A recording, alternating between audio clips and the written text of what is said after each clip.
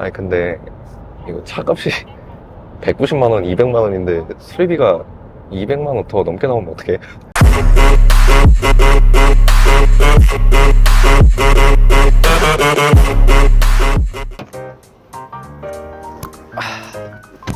네, 여러분 안녕하십니까? 빅클럽의 장명원입니다.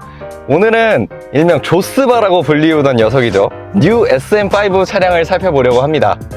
이제 이 차량 같은 경우는 2010년, 2011년도에 출시된 아주 오래된 모델이죠. 근데 이게 지인분 차량이거든요. 뭐 지인분이 그냥 이 차를 타신다길래 그냥 그런 거보다 했어요. 근데 제가 이 차를 찍을 수밖에 없었던 이유가 있거든요. 계기판 한번 보여드릴게요. 누적 주행거리가 지금 56만 2,507km 5만 킬로 아니고 56만 킬로거든요. 저는 계기판에서 진짜 이런 숫자는 처음 보는데 그게 떠오르더라고요. 1세대 SM5 때 이제 그걸 택시로 운영을 하시다가 100만 킬로를 달성한 분이 있었어요. 그래서 꽤나 이슈가 됐었고, 이제 당시에 르노 삼성에서 그분을 초청해서 그분의 차를 반납을 받고 새로운 차로 바꿔주는 이제 그런 게 이벤트가 약간 떠올랐는데, 아무튼간 이 SM5 하면은 내구성 하나만큼은 짱이라는 이미지가 강하잖아요. 이 차량도 지금 상당히 오랫동안 탔고 상당히 오래된 차인데 잘 굴러가거든요. 그리고 오너분도 아무 문제가 없다고 하는데, 오늘 제가 직접 타보면서 정말 잘 굴러가는지, 느낌은 어떤지, 그리고 더불어서 정비샵까지 들어가서 정말로 타도 괜찮은 차인지까지 한번 알아보도록 하겠습니다. 제대로 만들었다면 잔고장이 없어야.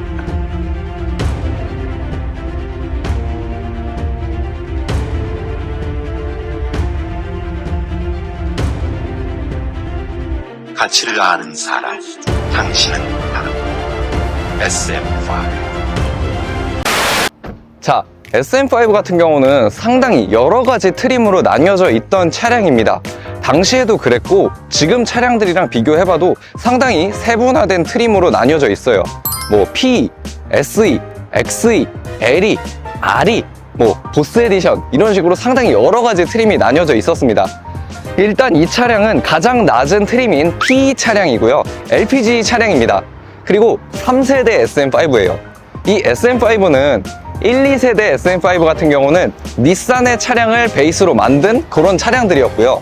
3세대부터는 같은 그룹사이긴 하지만 르노의 라구나라는 차량을 바탕으로 만들어진 그런 차량입니다. 그래서 그런지 이미지도 1, 2세대에 비해서 살짝 바뀌었어요. 뭔가 약간 젊어진 느낌으로 약간 바뀌었다는 그런 생각이 드는데, 어떻게 보면 살짝 유럽 감성도 느껴지죠. 당시에 경쟁 차종이라고 볼 수 있었던 뭐 YF 소나타 아니면은 뭐 로체, 토스카 이런 차량들이 있을 것 같은데, 이 SM5는 세대를 아울러서 전 세대가 약간 동급 차량, 그런 경쟁 차종에 비해서 뭔가 살짝 더 고급스러워 보이고 한 단계 윗등급의 차라고 느껴졌었어요. 그 이유가 1, 2세대 같은 경우는 사실 동급 경쟁 차종에 비해서 반 세그먼트 정도 더 큰 차량의 사이즈를 보여줬었거든요. 반면에 3세대부터는 뭔가 이상하게 크기가 살짝 작아졌어요. 굉장히 희한하지 않아요?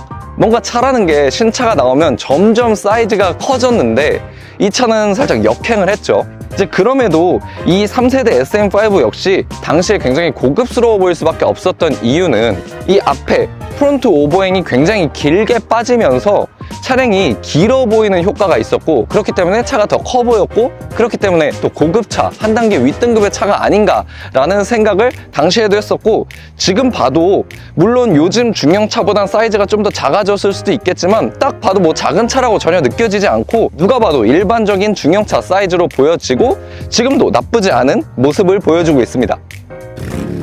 SM5의 실내 다시 한번 타봤는데, 일단 실내를 말씀드리기 전에 잠깐만 이 전 세대에 대해서 말씀을 한번 드려보려고 해요. 이 SM5 같은 경우는 사실 1세대나 2세대나 당시의 동급 차량 대비해서 실내도 상당히 고급스러운 모습을 보여줬었거든요. 2세대까지만 하더라도 뭐 굳이 풀옵션을 선택하지 않더라도 깡통 모델을 선택만 하더라도 뭔가 짜치지 않는 실내의 모습을 보여줬었거든요. 진짜 2세대의 실내 모습은 지금 봐도 뭐 나쁠 거 없는 그런 실내의 모습을 보여주고 있는데, 그런데 3세대로 넘어와서부터는 약간 르노의 베이스로 와서 그런 건지는 잘 모르겠는데, 약간 좋게 말하면 뭐 실용적으로 바뀌었다, 뭐 젊게 바뀌었다라고도 할 수 있겠지만 어떻게 보면 좀 약간 너프먹은 느낌이거든요.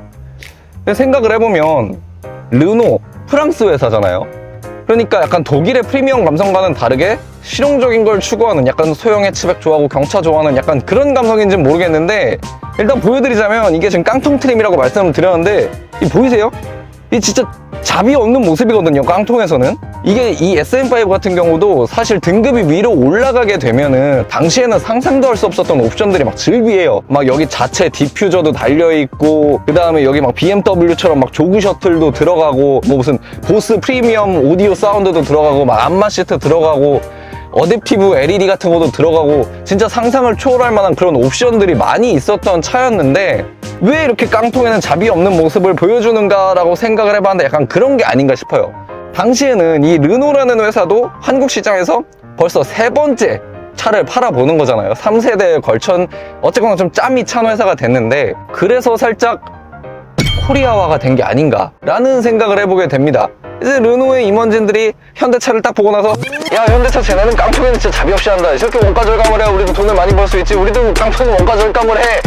라는 약간 그런 생각을 한 게 아닌가라고 해서 당시에도 상당히 아쉬웠는데, 지금 봐도 여전히 아쉽습니다. 뭔가 이 오디오 이거 보세요. 이게 진짜 잡이 없는 모습이거든요. 그래도 이게 윗등급으로만 올라가도 이 에어컨과 약간 비슷한 디자인으로 가면서 약간 일체감을 이루어지고, 여기도 뭔가 버튼이 생기면서 약간 멋지고, 여기도 조그 셔틀이 생기면서 엄청 수입차 감성이었는데, 아, 이거는 진짜, 네, 지금 봐도 진짜 극혐이네요. 자, 일단 내부 기능에 대해서도 한번 또 살펴봐야겠죠. 일단 그래도 세월인 만큼 약간 버튼 같은 것도 좀 이제 많이 까진 모습이고, 지금 에어컨이 다 정상 작동을 하긴 하는데, 이거 이제 밑으로 바람을 내리는 버튼은 지금 안 된다고 해요. 그래서 이거 이제 수일 내에 수리하실 거라고 하고, 그래도 위로는 조절이 됩니다. 아, 네네. 에어컨을 너무 위로 올렸네. 이거 잠깐 껐다가 다시 켜고, 네네. 아무튼간 이러면 됩니다. 이제 차값이 네, 200만 원이요. 200만 원. 네, 그러니까 이제 요 정도는 이제 감수해야 되는 부분인 것 같고, 뭐 다른 기능들은 자 이제 정상적으로 작동을 합니다. 뭐 이런 것도 계기판 조정하는 것도 네, 와이퍼 말고 계기판 조정하는 것도 이제 정상적으로 다 작동을 하고, 내비게이션. 네, 당시에는 굉장히 중요한 옵션이었습니다. 이제 내비게이션이 없으면 안 되는데, 이제 내비게이션, 이제 지니의 내비게이션이 또 달려있는 모습이고요. 예, 정겨운 소리죠. 네네. 아무튼간 뭐 모든 기능들이 정상적으로 작동은 합니다. 이런 버튼 까진 게 조금 마음 아프긴 하지만, 사실상 이런 거는 뭐 BMW도 마찬가지예요. BMW는 뭐 한 3, 4년만 지나도 이게 버튼 까지기 시작하는데, 뭐 한 12년, 13년이나 지난 차인데, 뭐 그래도 요 정도 상태는 양호한 편인 것 같습니다. 이 차량의 일단 뭐 그 더러운 상태 이런 거는 좀 보지 마시고요. 일단 그거는 이제 개인에 따라 달리는 거니까. 아무튼간 버튼 시동도 있고, 뭐 창문 버튼도 다 정상적으로 작동을 하고 있는 모습이고, 진짜 그냥 좀 이 차가 그냥 지금 현재 상태가 조금 더럽다 뿐이지, 뭔가 다 고장났다, 구닥다리다, 진짜 버려야 될 차다, 이런 느낌은 없어요. 진짜 모든 게 정상적으로 잘 작동하고 있는 그런 모습입니다. 뒷자리도 한번 가볼까요? 자, 이제 뒷자리를 한번 보여드릴 건데요. 자, 뒷자리 한번 타볼게요.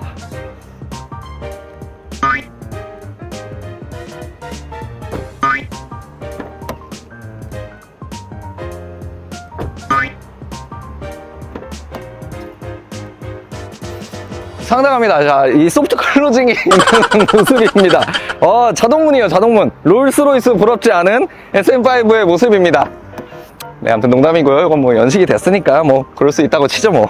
자, 뒷자리에 한번 타봤고요. 제가 앞서 말씀드렸던 것처럼 이 3세대 SM5 같은 경우는 이 차 크기가 살짝 작아졌다고 말씀을 드렸죠. 그래서 뒷자리가 이 동급 소나타나 이런 거에 비해서 좁지 않을까라는 생각을 잠시 가져봤는데, 일단 뒷자리에 앉아봤는데 특별히 그런 느낌은 없어요. 엄청 좁아지거나 막 이런 느낌은 아니고 그냥 똑같은 모습이에요. 당시에 뭐 YF 소나타나 뭐 로체나 뭐 SM5나 똑같은 뒷모습을 보여주고 있고, 아마 많은 분들이 택시로 이 뒷좌석을 많이 경험했을 거예요. 그래서 특별히 불편한 점은 없는 뒷자리의 모습을 보여주고 있고, 세차 상태는 조금 아쉽지만 관리를 그래도 나쁘지 않게 하신 게 아닌가라는 생각이 듭니다. 쿠션감도 잘 살아있고, 이 시트의 느낌도 나쁘지 않아요. 그리고 또 엄청 고급스럽다고 느껴지는 게, 지금은 별거 아닐 수도 있지만 당시에 요 급의 차량에서 뒤에 에어벤트가 있는 거, 이것도 상당히 인상적인 포인트죠. 물론 여기서 컨트롤은 할 수 없어요. 뭐 껐다 켰다만 할 수 있는 정도인데, 그래도 당시에 이 뒷자리에 에어벤트가 있다는 건 상당히 고급차에나 들어갈 만한 옵션 사양이었는데, SM5는 깡통 모델에도 이렇게 에어벤트가 들어가 있는 모습이 상당히 인상적입니다. 뒷자리는 그냥 뭐 특별할 거 없는, 뭐 나무랄 거 없는 아주 평범한 중형차의 뒷자리 모습을 보여주고 있습니다. 좋네요. 자, 다음으로 트렁크도 한번 살펴볼 건데요. 트렁크 한번 열어볼까요?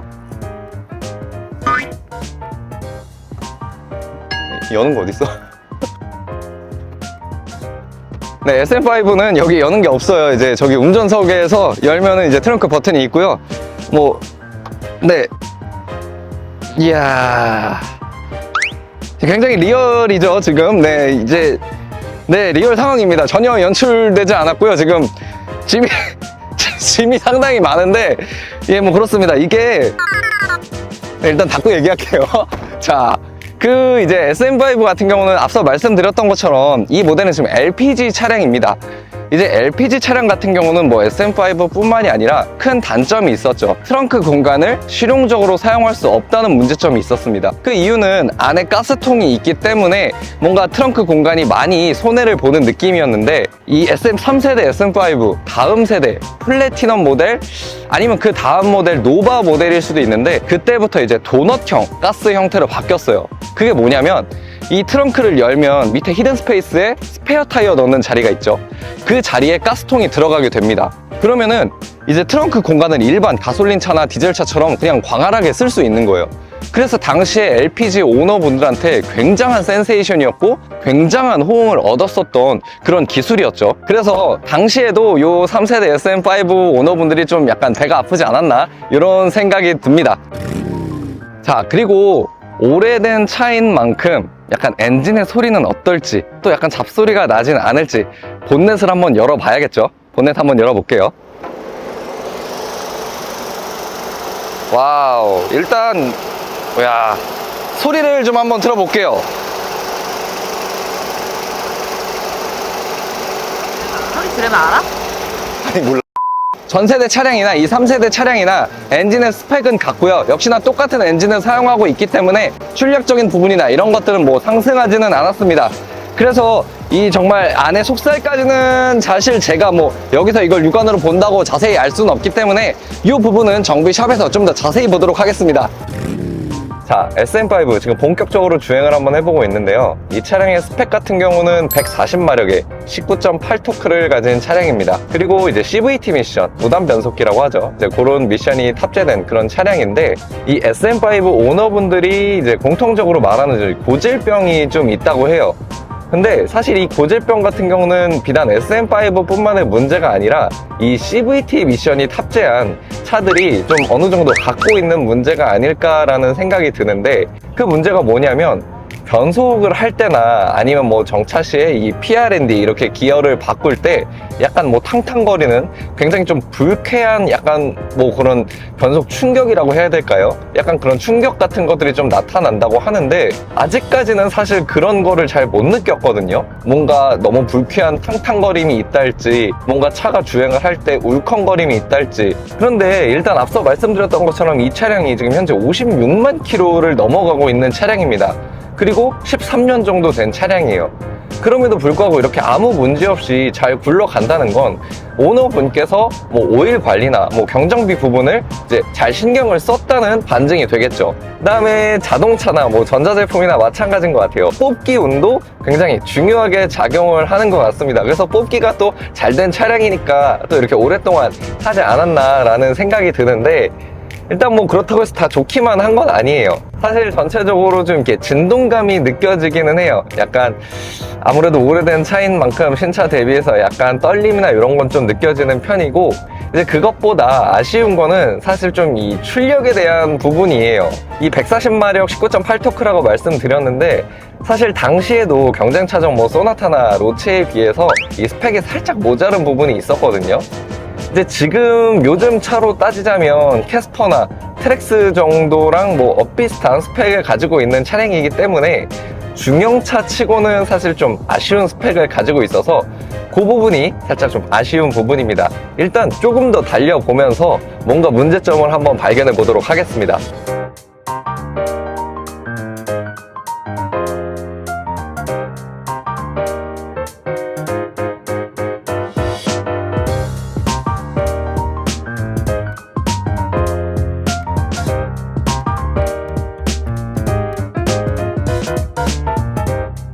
십 년이 넘은 차량의 일단 MVH 한번 들어볼까요?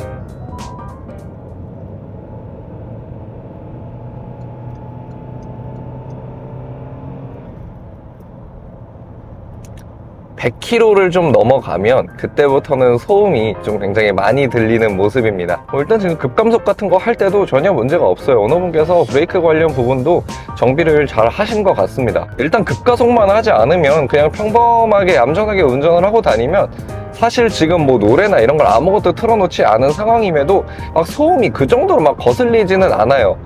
물론 막 뭐 엄청 고급차처럼 막 모든 소음이 차단된다 이렇게 생각하시면 안 되고, 그냥 요 정도 차급, 그 다음에 요 정도 연식에 대비했을 때 막 특별히 막 너무 시끄러워서 달달거리는 소리가 나서 막 뒷달 소리가 나서 막 이런 것처럼 막 너무 힘든 소리는 전혀 없고 그냥 평범한 소리예요. 그냥 풍절음도 그냥 요 정도 차급에서 평범함이 들릴 만한 풍절음이고, 전체적으로 느낌이 진짜 나쁘지 않아요. 그냥 말 안 하면 이게 뭐 10년 된 차다, 뭐 50만 킬로 넘게 탄 차다, 이런 거는 솔직히 진짜 전혀 모르겠어요. 진짜 SM5가 내구성 하나만큼은 진짜 최고라는 게 다시 한번 입증되는 순간인 것 같습니다. 실례로 길거리를 돌아다니다 보면 1세대 SM5가 아직도 심심치 않게 보여요. 근데 당시에 경쟁 차종이라고 할 수 있었던 뭐 EF 소나타, 그 다음에 뭐 기아의 뭐 크레도스, 뭐 매그너스, 뭐 이런 차량들이 있을 것 같은데, 이 차량들은 사실 진짜 보이지가 않거든요.